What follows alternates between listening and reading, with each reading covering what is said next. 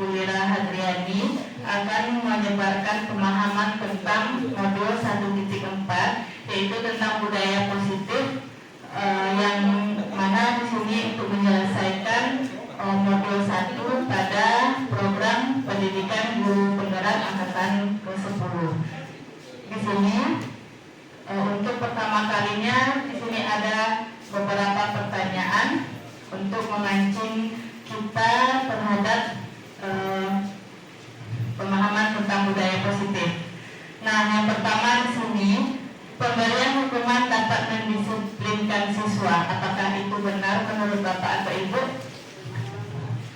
Apakah pemberian hukuman dapat mendisiplinkan siswa? Bagaimana kira-kira menurut Bapak dan Ibu? Bisa. Nah, ya. Tidak jangka panjang. Ya, terima kasih. Kemudian pertanyaan kedua, pemberian hadiah dapat meningkatkan prestasi siswa. Apakah Bapak dan Ibu setuju? Nah, setuju tapi juga tidak untuk jangka panjang. Lalu yang ketiga, guru harus mampu memberikan solusi untuk murid yang bermasalah. Ya, karena kita di sini posisinya kita sebagai manajer, seperti yang sudah kita bahas tadi, 5 posisi kita sebagai guru. Yang pertama sebagai pemberi hukuman, yang kedua sebagai pemberi rasa bersalah, selanjutnya sebagai teman, lalu sebagai pemantau, dan yang terakhir adalah sebagai manajer. Nah, di sini sebagai manajer kita harus mampu memberikan solusi terhadap permasalahan yang ada pada siswa kita. Lalu yang terakhir, guru, apakah Bapak dan Ibu setuju apabila guru berperan sebagai teman bagi murid?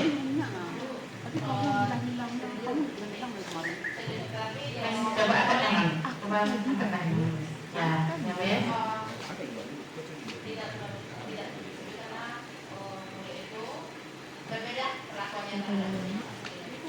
Oke, jadi tergantung situasi dan kondisinya ya. Ketika kita mau menjadikan murid itu sebagai teman, kita lihat pula kondisi dan situasinya. Oke, kita lanjut. Nah, apa itu budaya positif? Budaya positif di sini adalah perwujudan dari nilai-nilai atau keyakinan universal di sekolah. Nah, seperti kita ketahui bahwa konsep untuk menciptakan budaya positif itu yang pertama sekali adalah disiplin positif. Selanjutnya motivasi atau perilaku manusia, kemudian keyakinan kelas di sekolah, lalu kebutuhan dasar manusia, kemudian posisi kontrol seorang guru, dan yang terakhir adalah segitiga restitusi. Nah, ini adalah konsep-konsep untuk menciptakan budaya positif.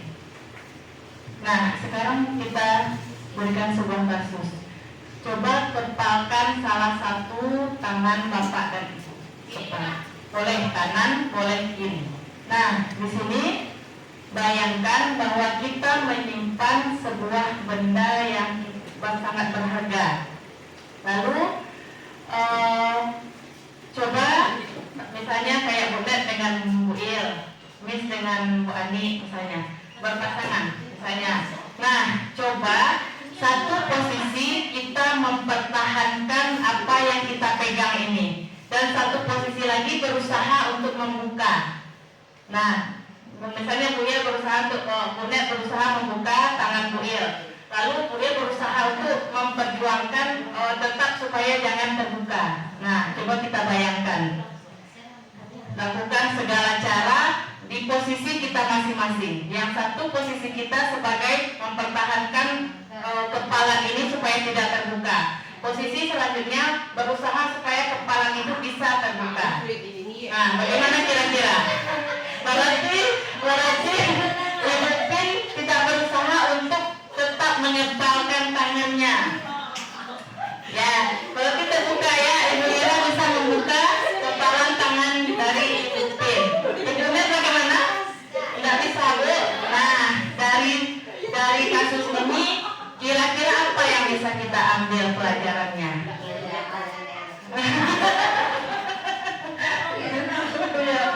Tidak mau menyerah ya, Bu. Nah, kalau mungkin mudah menyerah. Nah, di sini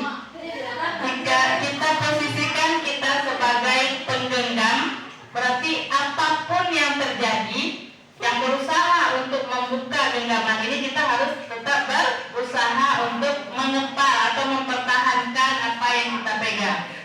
Sebaliknya, sebagai yang berusaha untuk membuka, kita pun berusaha untuk membuka kepala itu agar bisa terbuka. Nah, itulah pelajaran dari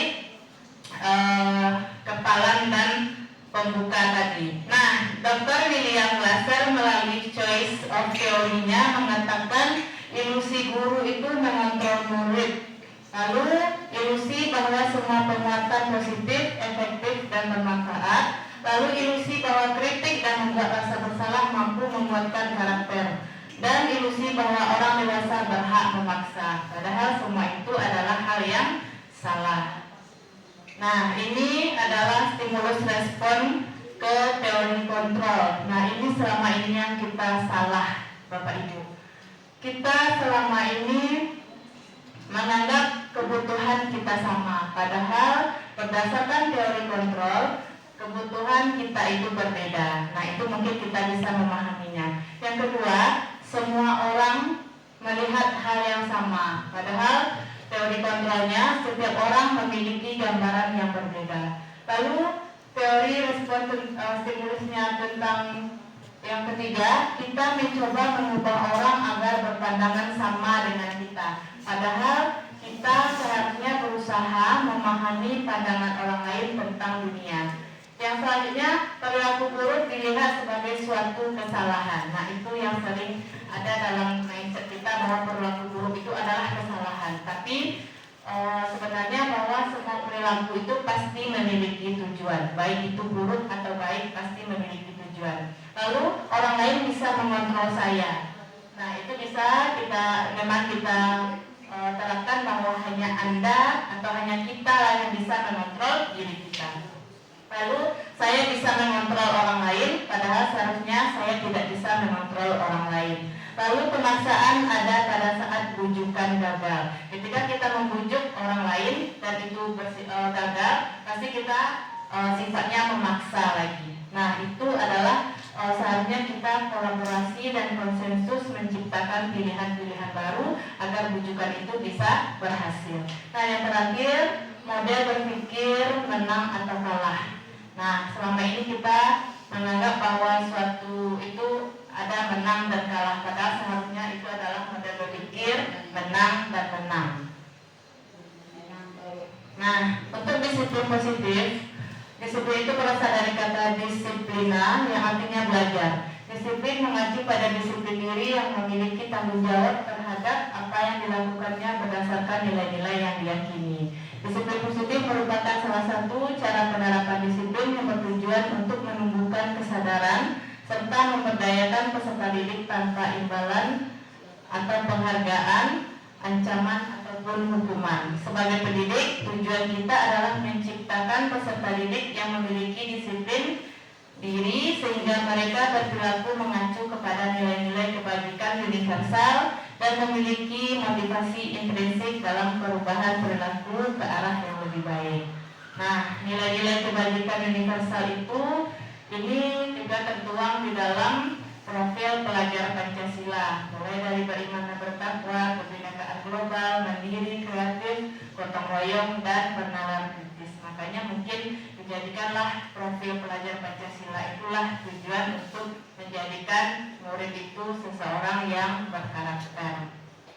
Nah, untuk teori motivasi perilaku manusia, yaitu yang pertama adalah untuk menghindari ketidaknyamanan atau hukuman. Apa yang akan terjadi apabila saya tidak melakukannya, itu adalah motivasi eksternal. Selanjutnya, untuk mendapatkan imbalan dari orang lain, apa yang saya dapatkan apabila saya melakukannya juga merupakan motivasi eksternal, berarti motivasi atau dorongan dari luar.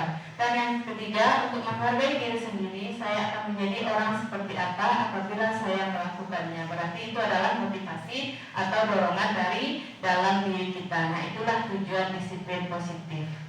Nah, dan ini adalah perbedaan antara hukuman dengan konsekuensi. Selama ini kita sebagai seorang guru, mungkin saya sendiri pun lebih menerapkan kepada hukuman. dibandingkan konsekuensi atau bahkan restitusi. Karena selama ini mungkin karena kita masih dipengaruhi oleh pemikiran kolonial, dan makanya untuk program guru penggerak ini kami berdua dengan Bu Lira berharap kepada Bapak dan Ibu untuk mengikutinya, karena itu mengubah cara pandang kita selama ini yang salah, bahwa mungkin banyak penyesalan yang sudah terjadi kepada kita ketika kita memposisikan siswa itu kamu itu salah, padahal sebenarnya semua itu pasti ada alasannya. Nah, di sini perbedaan antara hukuman dan konsekuensi. Hukuman yaitu adalah sesuatu yang menyulitkan dan harus terjadi. Nah, kadang terjadinya itu secara tiba-tiba atau tidak direncanakan. Nah, kalau konsekuensi sesuatu yang harus terjadi karena sudah ada pembicaraan atau kesepakatan dari awal. Lalu hukuman itu membuat anak sakit secara fisik ataupun secara mental dan untuk jangka waktu yang lama. Karena mungkin ada hukuman ini yang membekas di hatinya atau di badannya, bisa jadi bahkan misalnya kepada kita sendiri pun ketika kita dihukum waktu sekolah dulu mungkin masih teringat oleh kita sampai saat sekarang ini. Nah, untuk konsekuensi membuat anak merasa tidak nyaman dalam jangka waktu yang pendek karena dia sadar bahwa konsekuensi inilah yang saya terima ketika saya berbuat kesalahan.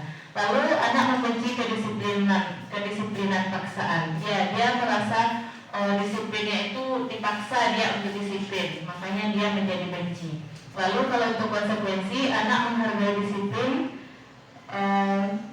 Selanjutnya untuk hukuman adanya paksaan, kalau konsekuensi adanya stimulus atau tanggapan.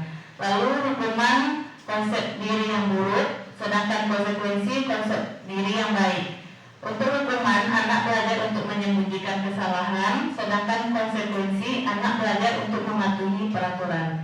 Nah, untuk hukuman marah, merasa bersalah, dan merasa tidak dihargai. Sedangkan konsekuensi kehilangan hak, dibuat tidak nyaman, dan diasingkan untuk sementara waktu. Nah, ini contohnya.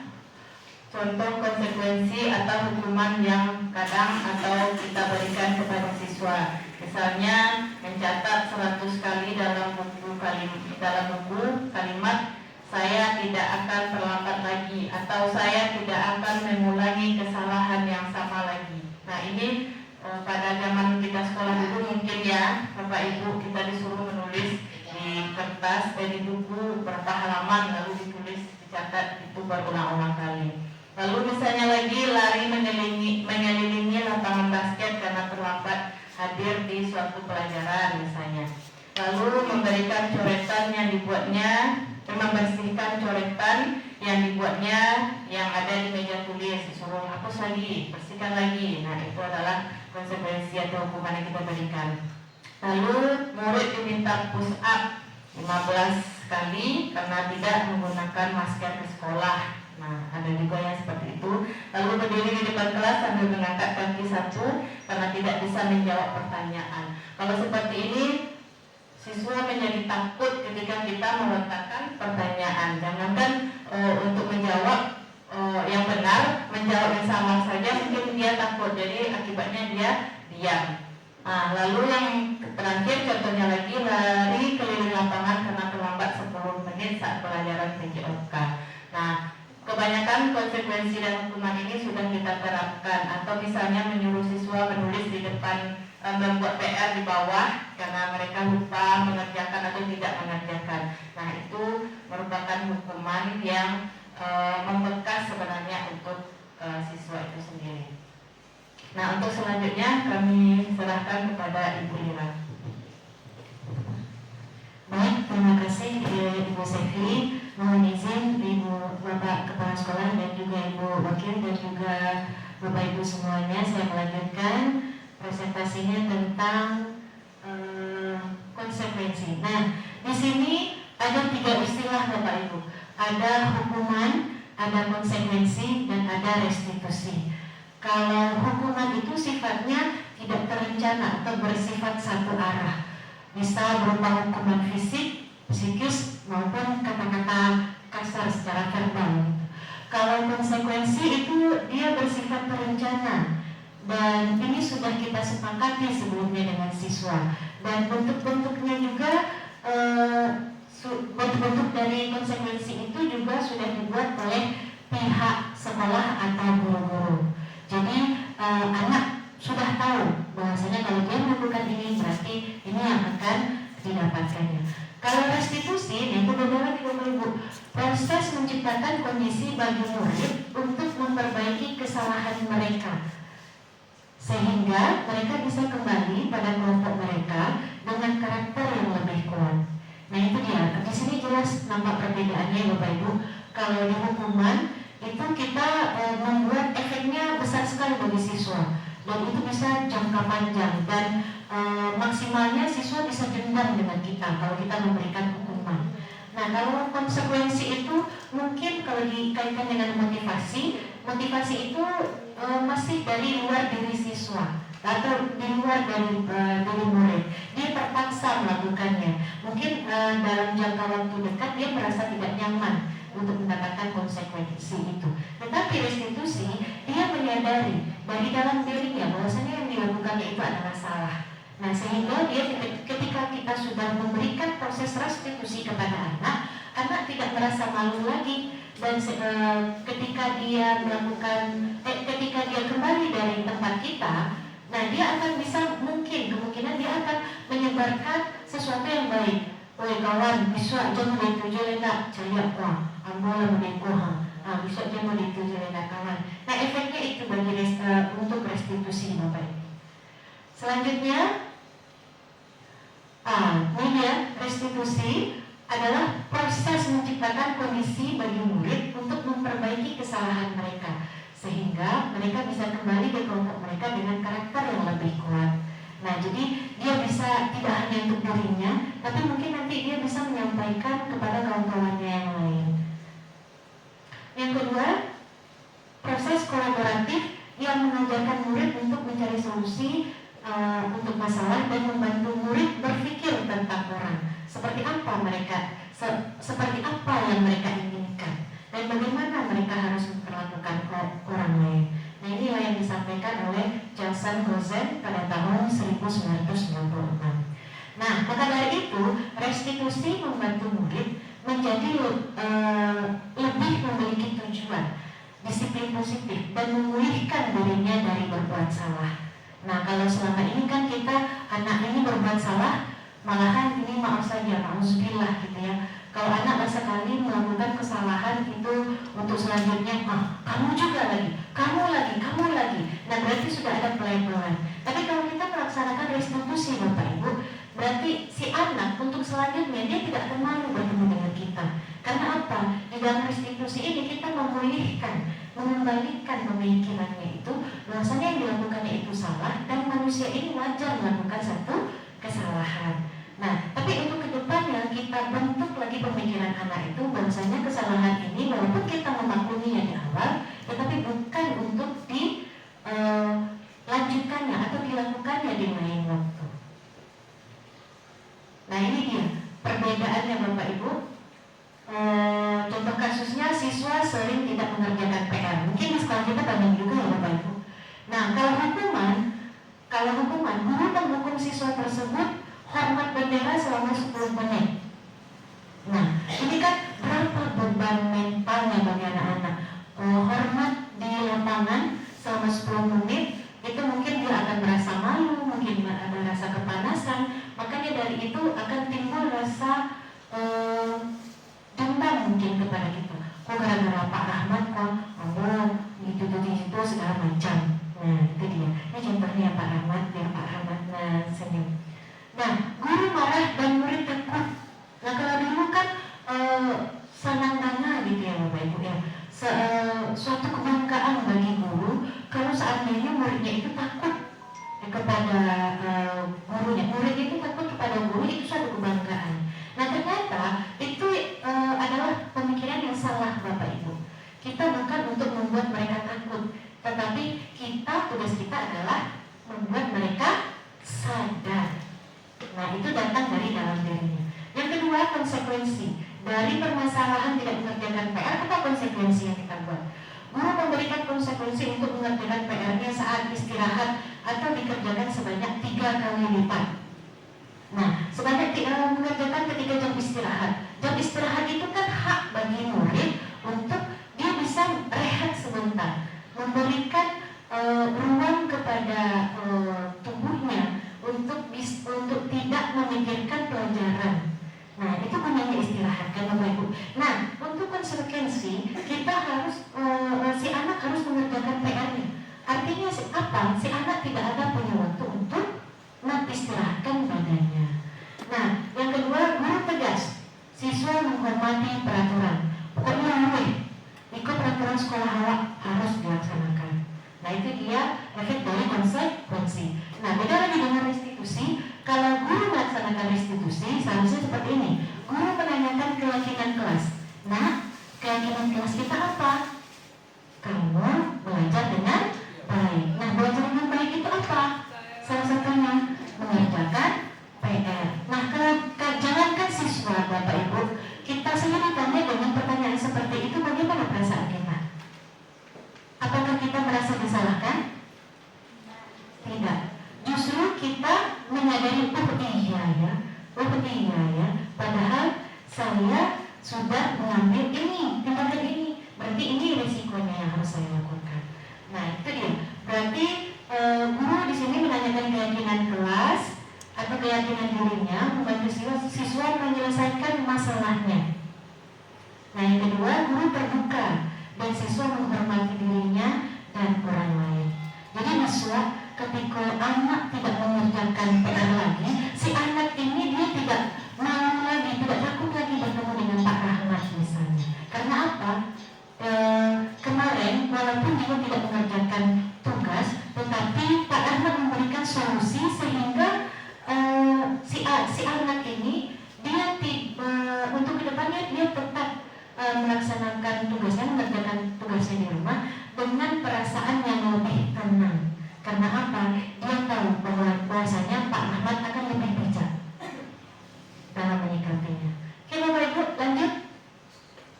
Keyakinan kelas. Nah, keyakinan kelas, ini contohnya Bapak Ibu. Keyakinan kelas dibuat berdasarkan kesepakatan antara guru dan siswa yang bersifat universal. Nah, mungkin ada Bapak Ibu di sini yang sudah pernah melakukan ini di kelasnya masing-masing. Apakah sudah pernah? Sudah Bu Net, oke Bu Net yang sudah. Nah, contohnya seperti ini. Bagi Bapak Ibu yang belum, mungkin ini tips-tips yang ada gambar-gambar yang di sini bisa kita gunakan nanti di dalam kelas kita masing-masing. Nah, caranya adalah membuat kesepakatan. Kita tanya dulu maunya siswa itu apa. Ketika pelajaran misalnya Bu Yesi mengajar matematik. Biasanya pelajaran matematik ini kan pelajaran yang dianggap susah oleh anak. Nah, ditanya dulu mau siswa itu seperti apa. Ya, Bu, jangan Bu di dalam kelas Bu ditambah nggak sekali-sekali Bu, boleh. Nah, dibuat di dalam sticky note, ditulis oleh anak. Nah, itu nanti ditempel di depan. Nah, semua keinginan anak itu ditempel di depan. Nah, nanti setelah itu kita buat kesepakatan bersama. Kan dia banyak gitu, sesekali belajarnya di luar misalnya, atau ibu jangan bikin dikasih tugas banyak-banyak. Nah gitu kan nanti banyak kemauan anak itu. Nah, kita nanti yang akan membuat kesepakatannya lagi, kita bicarakan sama-sama. Nah, kalau kamu tidak ingin dikasih tugas banyak-banyak, apa bagusnya? Supaya apa yang harus ibu lakukan untuk melihat apakah kamu ada belajar di rumah. Nah, itu dia Bapak Ibu. Lanjut. Nah, ini adalah prosedurnya. Yang pertama, mencurahkan ide seperti yang tertulis yang di gambar tadi. Bisa menggunakan sticky note masing-masing anak. Nanti kita bagikan satu sticky note, nanti ditempelkan di depan. Nah, itu dia mencurahkan ide. Yang kedua adalah mencatat semua masukannya. Kita list semuanya apa yang dibuat oleh anak. Yang ketiga adalah ganti kalimat negatif ke positif. Misalnya tidak boleh terlambat.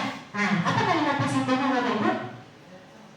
Datang tepat waktu. Nah, jadi kita analisa dulu kalimat-kalimat mana yang negatif, kita rubah menjadi kalimat yang positif. Selanjutnya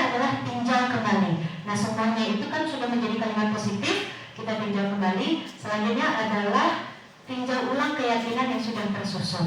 Nah, Bapak Ibu, kalimat dari keyakinan kelas ini sifatnya universal, Bapak Ibu. Nah, misalnya tidak datang terlambat, itu adalah masih peraturan kelas, ya. Nah, apa yang lebih universalnya tentang datang terlambat itu, Bapak Ibu? Yang lebih luasnya di disiplin. Iya, disiplin waktu. Nah, nanti kan banyak jenis disiplin itu. Nah, semuanya itu kita gabungkan menjadi satu kata, disiplin. Iya, disiplin saja, Bu. Nah, iya, bisa waktu, bisa pakaian, bisa tugas, dan lain sebagainya. Nah, nanti kan ada anak-anak, bahkan banyak itu keinginan anak-anak. Jadi kita buat kata keyakinan kelas itu yang lebih universal, dan maksimalnya itu keyakinan kelas ini paling banyak itu 7, Bapak Ibu, paling sedikit 3. Nah, jadi tidak usah banyak-banyak dan tidak terlalu sedikit, tetapi di dalamnya komplit. Nah, itu dia. Selanjutnya langkah selanjutnya adalah menyetujui dan menandatangani. Nah, ini kesepakatan kelas itu dibuat ditulis tanda tangannya. Selanjutnya adalah menempel keyakinan kelas di dinding kelas masing-masing. Nah, terbayang tak Bapak Ibu kalau seandainya sekolah kita itu punya kesepakatan sekolah? Ini baru kesepakatan kelas. Kalau kesepakatan sekolah, nanti kita mungkin perwakilan dari guru, perwakilan orang tua, perwakilan siswa. Kan kita punya untuk perwakilan kelas ya Bu ya, perwakilan kelas. Nah, berkumpul semuanya, kita buat kesepakatan sekolah apa yang sebaiknya kita buat untuk kemajuan sekolah kita ini. Cukup ya kalau maksimal 7 item lah Bu. Jadi semua kita itu hafal dengan apa kesepakatan kita itu, dan ditandatangani oleh semuanya. Kita tempel di gerbang sekolah kita. Jadi kalau seandainya ada anak yang melanggar peraturan misalnya, kita bertindak langsung sebagai seorang manajer, Bapak Ibu.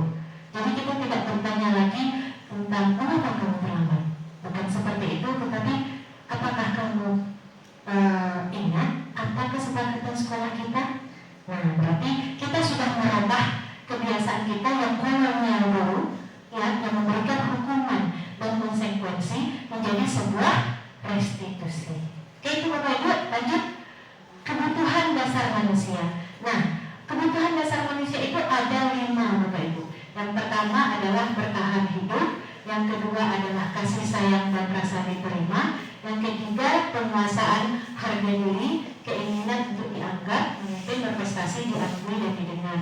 Yang keempat adalah kebebasan atau mandiri, memiliki pilihan, mencoba hal-hal baru, mampu mengendalikan dirinya. Yang kelima adalah kesenangan. Jadi kaitannya restitusi hukuman dengan konsekuensi tadi dengan kebutuhan manusia ini adalah siswa yang melanggar peraturan sekolah itu adalah siswa yang ada kebutuhan, salah satu kebutuhan yang 5 ini belum terpenuhi. Nah, contohnya tadi ada anak yang datang terlambat. Biasanya guru pikir apa yang disampaikan Bapak Ibu? Mengapa kamu terlambat? Kamu lagi. Setiap hari selalu terlambat.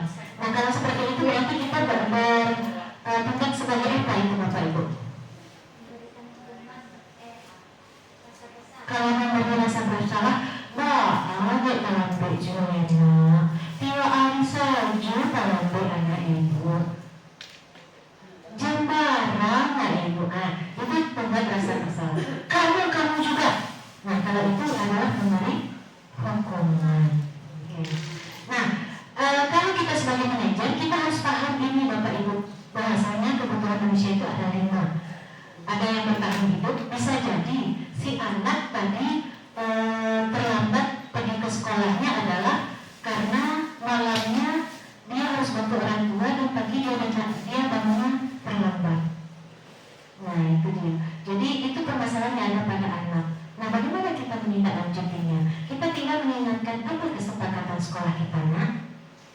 Nah, mungkin anak yang diperlakukan seperti itu, kalau prinsip lama kolonialnya lalu sewa di anak, kan seperti itu. Nggak ada salahnya kita coba Bapak Ibu. Kalau seandainya hukuman itu membuat siswa menjadi dendam kepada kita coba rubah lagi bagaimana kita mendidik anak ini tanpa memberikan hukuman. Yang kedua, nah ini banyak di antara anak kita Bapak Ibu yang kasih sayang atau rasa diterimanya masih kurang.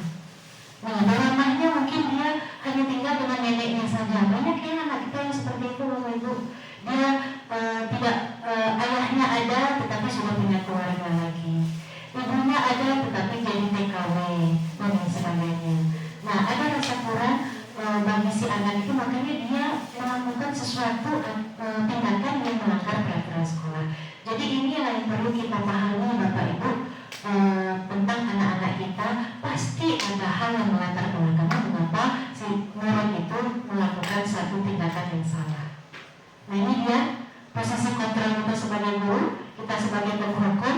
Nah kalau dulu saya ingat guru matematik saya ini yang setiap kalau bapak itu berdiri di depan kantor kan ada rautannya Pak Rahman ya. Nah persis seperti ini. Kalau ini yang dipegangnya kan palu. Nah itu kalau sudah bapak itu kalau sudah beliau yang berdiri di piket itu semuanya akun.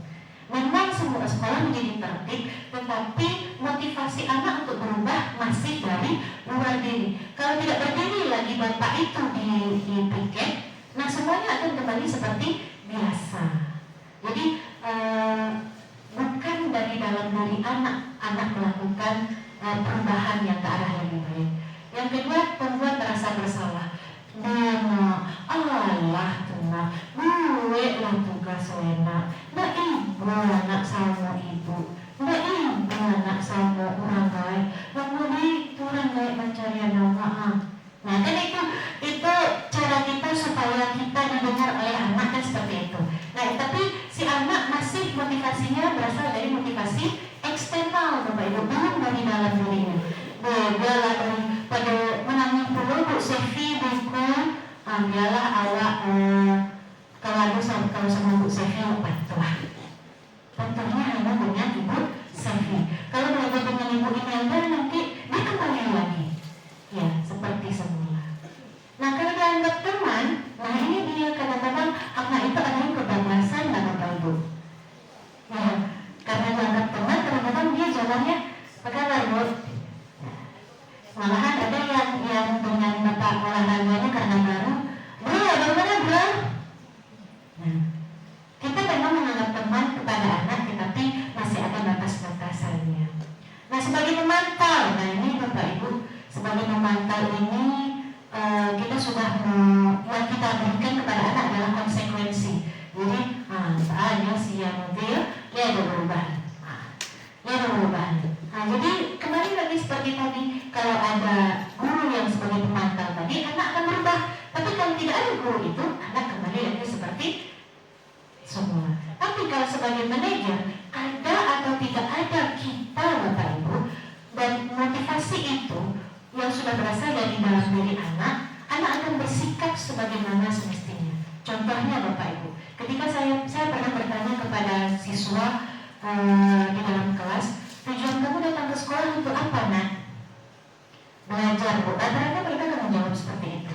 Tapi ketika saya pancing dengan jawaban yang sejujurnya, ada nggak di sini anak ibu yang pergi sekolah hanya untuk mendapatkan uang jajan? Senyum dia. Ada nggak di sini anak ibu yang datang ke sekolah karena ingin bertemu dengan si dia? Nah, ketika sudah saya pancing seperti itu, mereka langsung bersuara. Nah, kalau seperti itu, Bapak Ibu, motivasi anak kita di SMP 1 Hara ini rata-rata masih motivasi dari luar diri. Jadi, posisi kita sebagai manajer itu memang sangat dibutuhkan di sekolah kita yang besar ini. Nah, maka dari itu, di sini melalui kegiatan ini saya sampaikan kepada Bapak Ibu, marilah kita mengikuti kegiatan ngambel ini, ya benar-benar kita pelajari materi yang ada di PMN itu Bapak Ibu untuk merubah mindset kita. Dan sampai itu saya juga mengajak Bapak Ibu, walaupun sebentar lagi ada yang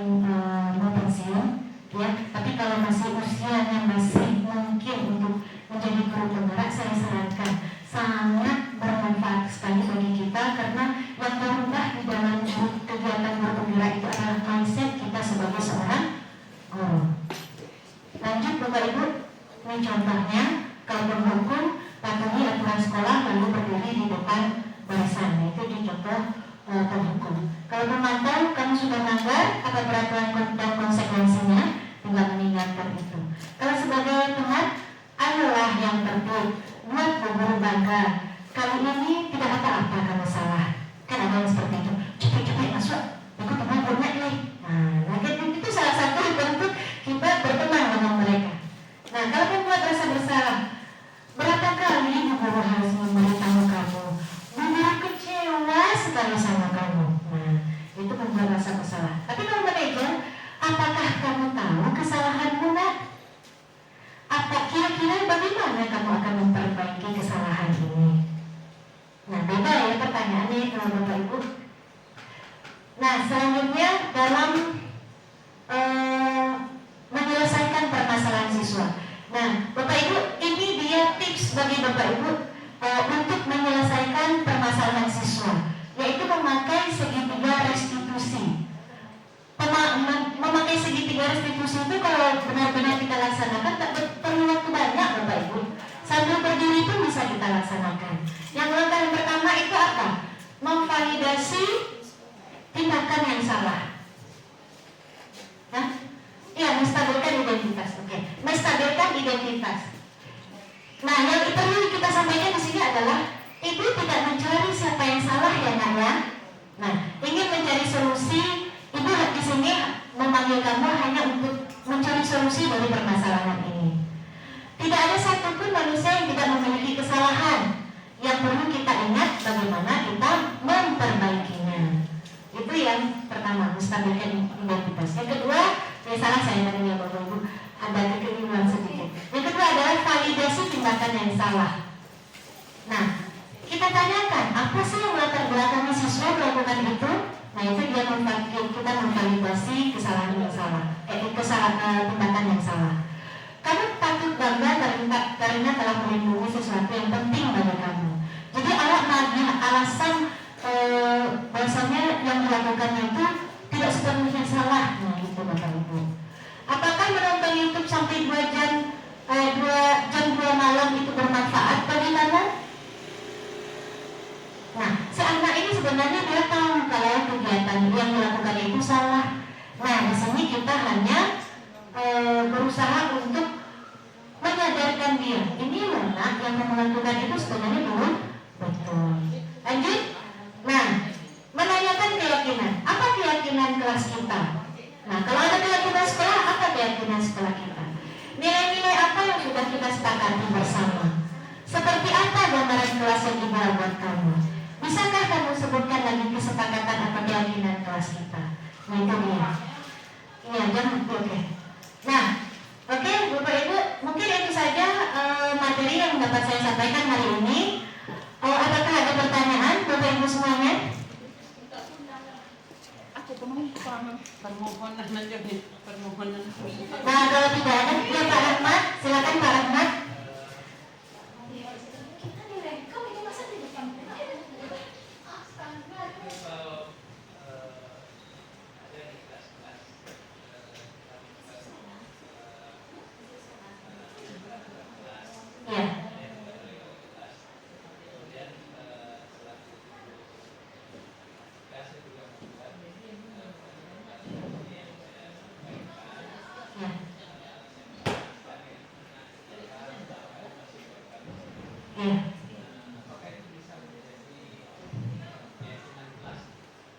Oke, terima kasih Pak. Peraturan dengan keyakinan itu masih ada perbedaannya. Kalau peraturan itu mendetail ya Pak. Ketika jam matematika dilarang datang terlambat, nah itu peraturan. Kalau keyakinan, disiplin waktu. Semua kelas 9A disiplin waktu. Nah seperti itu. Tapi untuk masing-masing guru itu sebaiknya memang ada yang namanya kesepakatan dalam belajar. Nah sebaiknya memang seperti itu. Nah sebaiknya juga sinkron dengan keyakinan keyakinan kelasnya. Jadi di balik kelas membuat keyakinan kelas dengan siswanya. Nanti guru mata pelajaran juga membuat peraturan seperti yang dilakukan oleh Pak Rahmat tadi, sehingga apa? Keyakinan itu memang melekat dan menjadi darah daging bagi anak.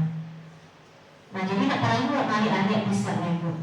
Kalau memang hal ini memang benar-benar terjadi. Tepuk tangan untuk Pak Rahmat yang sudah melakukan kesepakatan ya Pak di kelasnya Bapak. Dan mungkin bisa diburu oleh Bapak Ibu yang lain dan pertahankan itu Pak, dan mungkin Bapak bisa mempelajari lebih dalam lagi apa sih perbedaannya antara keyakinan dengan peraturan. Kalau keyakinan itu kan berasal dari dalam ya Pak. Kalau peraturan itu berasal dari luar motivasinya. Ya.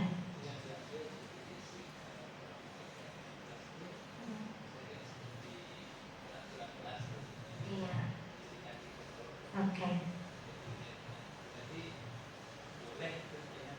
Boleh. Kalimatnya lebih universal, lebih umum gitu Pak. Karena dia dari satu kata keyakinan kelas itu rinciannya di peraturan. Nah itu dia. Keyakinan secara umum, peraturan secara mendetail. Oke Pak Rahmat? Ya, terima kasih pertanyaan yang bagus sekali. Bapak Ibu yang lain mau menanggapi? Oke, kalau tidak saya akhiri pertemuan kita hari ini. Saya Lura Handriani dan rekan saya kami mohon diri dan mudah-mudahan apa yang kita bahas hari ini bermanfaat bagi kita semuanya sehingga kita menjadi guru yang lebih baik untuk kedepannya. Baik. Terima kasih atas waktunya. Billahi taufiq wal hidayah. Assalamualaikum warahmatullahi wabarakatuh.